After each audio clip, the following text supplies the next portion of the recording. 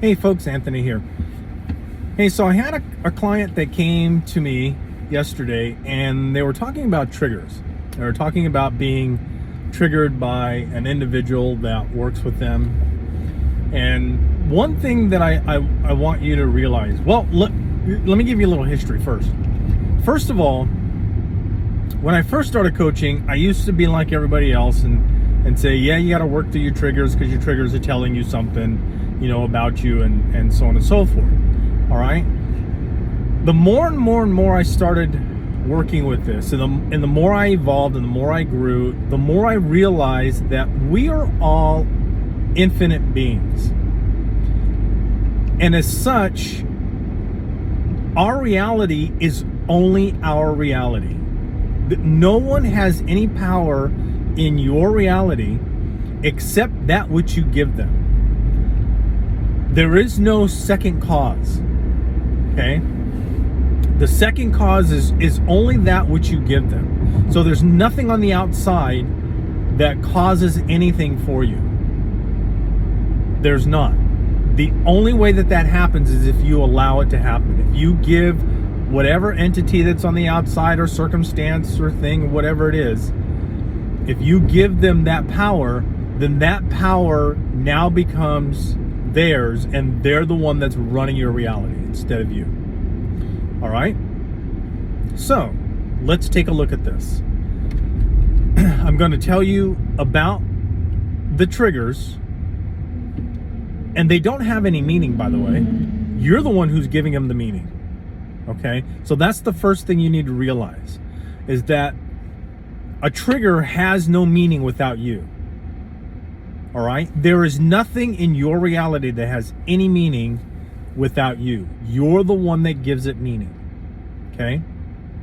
So, let's say you have a trigger. You've got an SP and you see this SP on a weekly basis. Okay? You desperately want to get back with this SP, and this SP wants nothing to do with you. You need to see them for whatever reason. Okay? Once a week. And you feel inside of you that every time you're going to go there, something's going to come up. Okay? Something negative is going to come up. Well, that in itself is a challenge, is a problem. Okay? Because remember, you're the one who's in control. You're the operant power of your reality. It's only you. All right? Everything else and everyone else must play the part that you write for them. And if you walk out your door and you're going to go see your SP for whatever reason, you need to go walk the dog. You guys are sharing the dog. And you need to go over there, and then you get there and you're like just waiting for her or him to just lambaste you or just tear you a new one. That's exactly what's going to happen. You're going to have that unfavorable desire come your way. All right. So, and that's another whole video. So let's get back to triggers. So first of all, you don't want to go in with that attitude. Okay. With that thought process. All right. You want to go in with the thought process that you guys are already in a loving, committed relationship. Okay. You always go to the end. Stop messing with the middle. Go take a look at the post that I just did, that I just put up on this site on a post, and you'll see what I'm talking about. It's quite hilarious. So triggers. So you're over there, and even just the sight of this individual starts throwing up triggers. What you need to do is you need to always, this is something that I learned to do, is I always, instead of trying to fight the trigger and saying, no, that's not my reality, and all this other stuff that we tend to do as we're going through the evolution of learning how to manifest. What you need to do instead is to simply go into the silence. All right? You can do this with your eyes open. You can do it with your eyes closed. You can meditate on it. You can do it right when you're right there with your SP. Let me give you an example, and this is from Neville Goddard. Remember, Neville wanted to go into there was a certain record that he wanted, and it was like a series of records that he wanted for his brother, I think it was. And when he went into the store, the gentleman there said, no, we don't have that record. It's not, we haven't had it for a long time, and so on and so forth. And then Neville said to himself, that's not what I heard. Well, folks, he went into the silence at that point. He didn't allow what was happening in the 3D to affect his reality. He created his reality. Because then he said, well, isn't that the cover right there? And the guy looked at it and said, well, yeah, that must have been a mistake. Somebody left the cover there, and so on and so forth. Well, as they went to to move that cover, they found the album or the record or whatever it was. Okay? Folks, this is now what I do all the time. I don't even fight the triggers. I turn away from them as if they're not even there. If I go to an individual now, and somebody has told me that this person is just this cashier is a nasty cashier. She's not nice. She's this. She's that. So on and so forth. I walk up with the attitude that she's the most friendliest person in the world.